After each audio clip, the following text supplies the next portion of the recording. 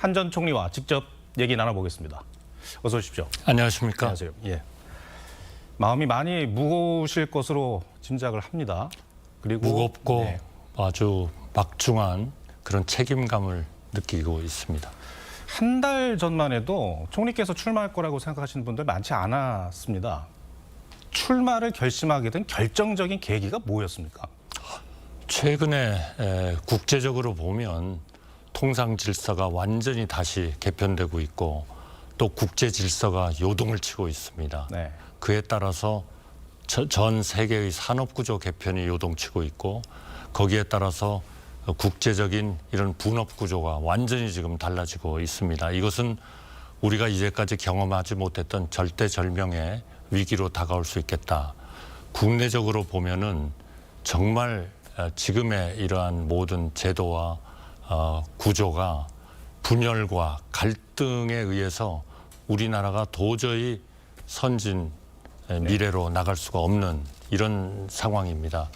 지난 한 50여 년간 우리 대한민국이 정말 제가 처음 태어났을 때는 100불도 안 되는 그런 소득에서 이제 10대 강국으로 올라섰는데 이대로 가면 이러한 우리가 애써서 만들었던 한강의 기적이 무너질 수 있다 하는 그런 절박감 같은 것들이 느껴졌습니다. 네. 이 모든 것이 우리나라의 현재의 이런 38년 이상 된 헌법의 구조, 정부의 지배 구조 이런 것에서 굉장히 기인한 바도 크고 그리고 또 대외적인 이런 문제들 그리고 사회적인 통합을 불가능하게 하는 여러 가지 지금 구조적인 불균형 이런 것들이 지금 계속 나오고 있기 때문에 네. 이런 문제들을 제대로 해결해야 되겠다 하는 이제 그런 의지가 점점 막 강해졌다 이렇게 말씀드리고 싶습니다.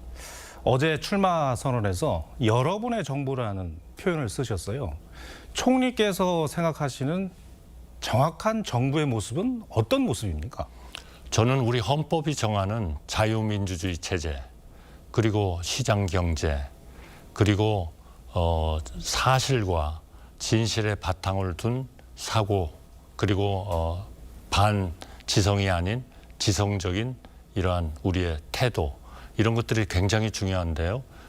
최근에는 이러한 일정한 중요한 역할을 해야 하는 조직들이 네. 어떻게 보면 과도한 권위주의에 휩싸이고 너무 민주주의적이지 못하고 한 사람의 명령에 의해서 모든 것들이 이루어지고 또 그러한 것들에 의해서 헌법과 법률이 정한 우리의 기본적인 구조인 법치주의 네. 이것이 아마 법을 따라서 행하는 것이긴 할 겁니다. 그러나 이것은 법치주의가 아니죠. 이거는 영어로 이야기하면 rule by law거든요. 네. 그러나 우리가 지향해야 하는 것은 rule by law가 아니라 rule of law입니다. 법치주의죠. 적어도 우리나라의 최소한의 기준이 되는 행동의 준거가 되는 그러한 헌법과 법률이 제대로 지켜져야 되는데 이것이 경우에 따라서는 rule by law로 치중이 되면서 네. 이런 줄타내기 일어나고 그중에 태반이 기각 판결을 받고 이런 정말 해서는 안 되는 또 일어나서는 안 되는 일들이 아무렇지도 않게 일어나고 있습니다. 알겠습니다. 또 지난 몇 개월 동안 우리 국민들의 여러 가지 충격 또 여러 가지 어려움 이런 것도 문제죠. 그러니까 이거는 기본적으로 우리의 전체적인 구조를 바꾸지 않으면 국내적인 통합도 안 되고 대외적인 이런 산업적 그리고 관세 폭탄이라 할까 관세 폭격에 대응도 안 된다. 그럼 결국 우리나라는 이제까지 우리가 애써서 온 국민이 만들어놨던 이 구조가 전체적으로 무너진다 하는 그런 절박감을 저는 가지고 있습니다. 예. 시간은 한정돼 있고 물어볼 질문은 많고 해서 2년차 개헌을 하고 2년차에 개헌을 하고 3년차에 물러나겠다고 하셨습니다. 권력 구조 개편에 대해서 구체적으로 어떤 구상이십니까? 제일 첫째로는 우선 행정부, 입법부, 사법부가 견제와 균형을 이루어서 각자가 자기의 역할을 해야 됩니다. 단순히 과반수다. 그러니까 이거는 모든 거는 우리 마음대로 할 수 있는 거 아니냐. 그거는 이미 자유민주주의가 아닙니다. 네. 그러한 절대 다수는 소수를 배려하는 것이 민주주의의 근본입니다. 네. 또 포퓰리즘, 이거는 결국 민주주의를 완전히 망치는 하나의 아주 악성 바이러스죠. 그런 것에서 우리가 벗어나야 되는 거죠. 그러니까 우리가 정말 이러한 문제에 대응을 잘 해서 우리의 전체적인 사회적인 통합도 이루고, 또 이러한 통합의 기초는 우리 헌법의 개정이고, 이 헌법의 개정이 되지 않고서는 경제, 민생, 사회, 외교 모든 것이 제대로 네. 개혁을 이룰 수 없고 변화를 이룰 수 없다 하는 그런 절박한 그러한 심정이 있습니다. 그렇기 때문에 네. 3년이라는 기간을 정해놓고 아주 최대한의 노력을 해서 이런 일들을 이루고, 저는 그 다음 세대, 젊은 세대가 나와가지고 좀 더 좋은 하나의 나라를 만들도록 저는 그러한 기반이 되고 네. 디딤돌이 되고 저는 물러나겠다 하는 생각을 하고 있습니다. 네. 단도직입적으로 질문드리겠습니다. 민주당 이재명 후보는 왜 대한민국의 대통령이 되면 안 된다고 생각하십니까?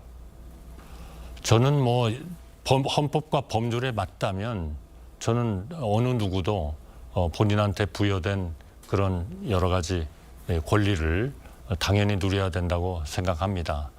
다만 본인은 그러한 헌법과 법률에 맞는다고 하면서 딴 사람이 헌법과 법률에 따라서 행동하는 것에 대해서는 틀렸다라고 그렇게 판정을 내리고 그렇게 몰아붙이는 것은, 그거는 대단히 저는 옳지 않은 그러한 일이다. 저는 그분이 본인한테 헌법과 법률에서 주어진 권한을 행사하고 하시는 일에 대해서 아무런 의견이 없습니다. 네. 그것은 당연히 그래야 된다고 생각합니다. 네. 그러나 동시에 자유민주주의의 체제라는 것은 남도 그러한 권한을 가지고 있다, 그런 권리를 가지고 있다는 것을 인정하는 데서부터 출발한다 이거죠. 그러니까 그게 대단히 중요한 상호적인 하나의 이해, 이런 것들이 바로 우리 자유민주주의의 기본이 되고 그게 법치주의의 기본이 된다. 저는 그렇게 믿고 있습니다. 네. 오늘 김문수 후보가 국민의힘 후보로 선출이 됐고요. 지금 여론조사의 흐름을 보면 소위 말하는 그 단일화라는 것이 되지 않으면 이재명 후보를 이기기가 어려운 구조로 돼 있습니다. 김문수 후보 빨리 만나야 될 것 같은데 언제쯤 만나실 그 계획이세요? 지금 제가 생각하는 우리 개헌과 또 통상에 대한 확실한 해결과, 그리고 우리 국민 통합, 민생, 약자와의 동행, 네. 이런 것들을 이루는 그런 체제, 또 우리나라의 기본이 무너지지 않도록 미리 선제적으로 방어하는 문제, 이런 것들을 위해서 생각을 같이 하고 그러한 개헌을 해야 된다고 생각하는 분들은 저는 모두 합쳐야 된다고 생각합니다. 이거는 어느 특정인을 대상으로 놓고 그분에 반대하기 위해서 하는 것이 아닙니다. 이거는 결국 우리나라가 지속 가능하고 지속적으로 우리의 미래 세대가 제대로 된 자유민주주의 국가에서 시장 경제에서 서로 조화를 이루면서 그렇게 살아나가는데 필수적인 것이기 때문에, 그런 필수적인 기본을 닦는 데 동의하는 분들이 모이자, 저는 그렇게 생각을 하고 있습니다. 그것이 결국 그런 일들을 할 수 있게 하는 여건을 만들어주는 거다라고 한다면, 그것이 결과적으로는 어느 특정인에 대해서 약간 반대하는 그런 것이 될지는 몰라도 우리 국가의 미래를 위해서 반드시 뭉쳐야 되고 같이 행동을 해야 된다. 저는 그렇게 생각합니다. 예.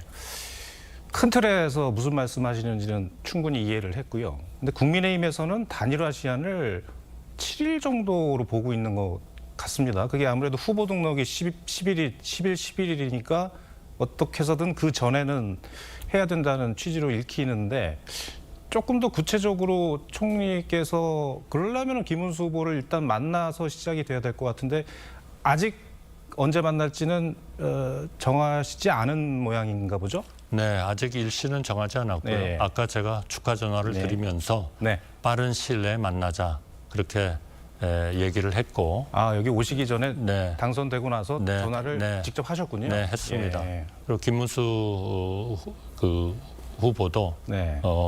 그렇게 하자 그렇게 얘기를 했습니다. 알겠습니다. 조만간 두 분의 만남이 언론 보도를 통해서 화면에 나가겠네요. 알겠습니다. 단일화 방식에 대한 국민들께서 많은 궁금증이 있습니다.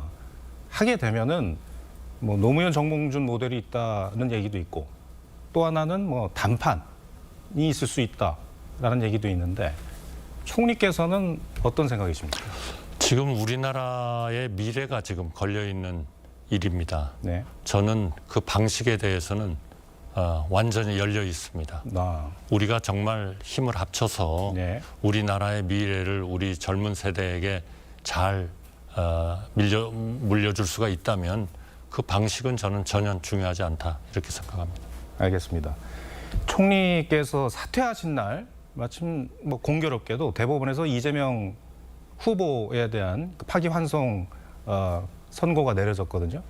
표심에 영향을 줄 거라고 생각을 하십니까? 어떤 영향을 줄 거라고 생각하십니까? 저는 우선 대법원의 판결을 하시는 분들은 전혀 정치적인 영향은 생각을 안 하셨으리라고 생각합니다. 네. 제가 미국 대사로 있을 때 어느 그 자리에서 미국 대법원장한테 물어봤습니다.